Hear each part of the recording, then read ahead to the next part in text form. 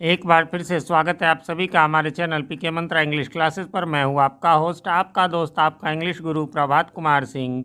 और आज मैं आप सबके लिए लेकर आया हूं essentials of English grammar and composition के चैप्टर 15 जो कि है रिलेटिव प्रोनाउंस, उसके एक्सरसाइज 43 के सॉल्यूशन को लेकर। करना क्या है, तो join together each of the following pairs of sentences, यानी एक क्वेश्चन में दो सेंटेंस है, यानी एक पेयर है, एक जोड़ा है, उन्हें ज्वाइन करना है bye means of a relative clause, relative pronoun है ना, रिलेटिव प्रोनाउन के द्वारा इसे कंबाइन करना है, जोड़ना है।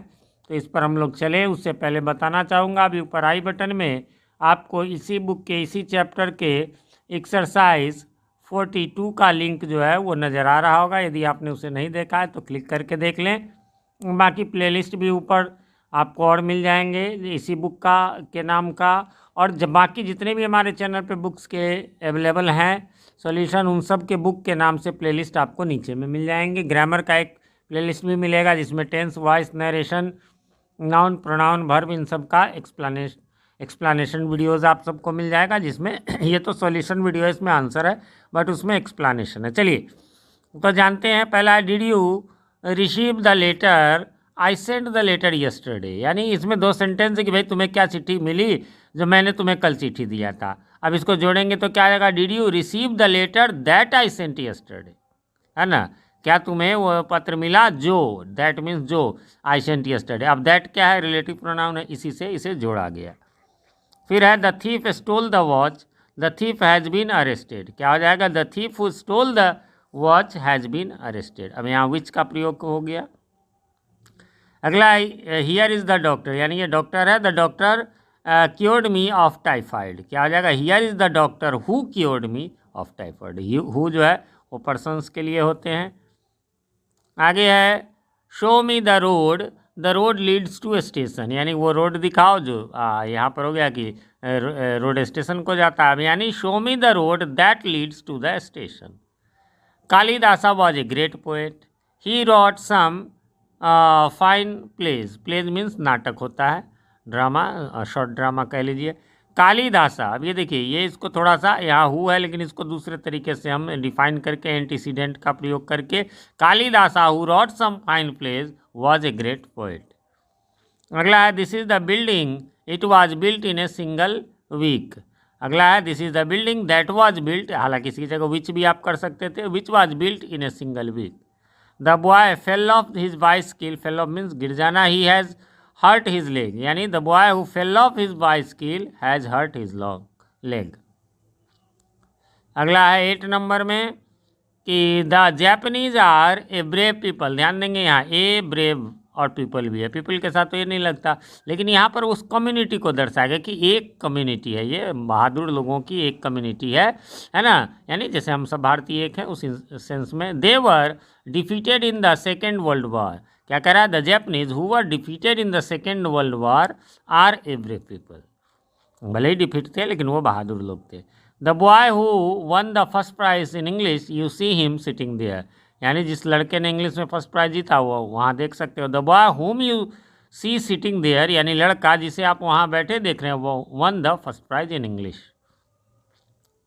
अगला है 10 number, his works are widely known, he is a great novelist, तो उसके वर्क्स मीन्स कृतियाँ, काम नहीं सॉरी, जो लेखक हैं वो यदि लिखते हैं तो उनके वर्क्स कहते हैं उनको, है ना। He is a great novelist, he whose works are widely known is a great novelist. Unfortunately, he took the road, it led to the wrong direction. Unfortunately क्या हो गया, he took the road that led to the wrong direction.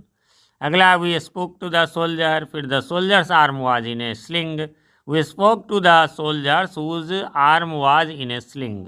Sling means वैसे तो गुलेल होता है लेकिन यहाँ कहिए वो फ्रेम में, फरमा में टंगा हुआ। We heard some news, the news astonished us, यानी we heard some news that astonished us. अगला है, Napoleon was a great emperor, एक ज्वाइन करने का अलग तरीका भी होता है लेकिन यहाँ में रिलेटिव प्रोनाउन से करना है, ये ध्यान में रखेंगे हम लोग, नहीं तो ऐसे है ना, ऐसा भी हो सकता था, having heard the news I was astonished वगैरह, वी वर एस्टोनिस्ड, लेकिन वहाँ ये नहीं करना है। Napoleon was a great emperor. The French honor him. Napoleon, whom the French honor, was a great emperor. The Taj Mahal was built by Shah Jahan. It is the finest tomb in the world.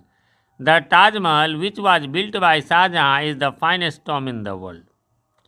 अगला है दादा भाई Naoroji was the first Indian to enter the British Parliament. He was a Parsi धर्म होता है Zoroastrian. दादा भाई Naoroji was the first Indian to enter the British Parliament was a Parsi. Parsi का पे ARSIV स्पेलिंग होता है, ये भी होता है. अगला है 17 नंबर. The meeting was a great success. It was held in the national stadium. यानी the meeting which was held in the national stadium was a great success.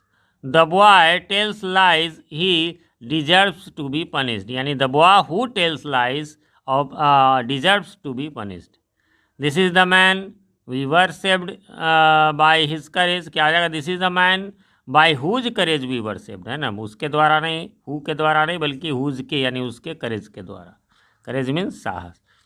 Last है आपका here is the book I tell you about. Here is the book that I told you about. ठीक है, तो यहाँ पर ये 20 question ही थे. मैंने इसको सॉल्व कर दिया. इसका आंसर आपको अवेलेबल हो गया. उम्मीद करता हूँ आपने मिला लिया होगा. अब कोई कन्फ्यूज़न नहीं होगी. फिर भी कोई कन्फ्यूज़न हो तो कमेंट करें, मैं रिप्लाई ज़रूर देता हूँ, थोड़ी देर से ही सही.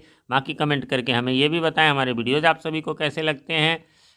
चैनल पे नए हैं या चैनल को सब्सक्राइब नहीं किया है तो प्लीज़ इसे सब्सक्राइब कर लें. साथ में नोटिफिकेशन बेल में ऑल को प्रेस कर दें, जिससे कि हमारे आने वाले वीडियोज़ सबसे पहले आप तक पहुंच सके और पहले के वीडियोज़ आपको ढूंढने में आसानी हो.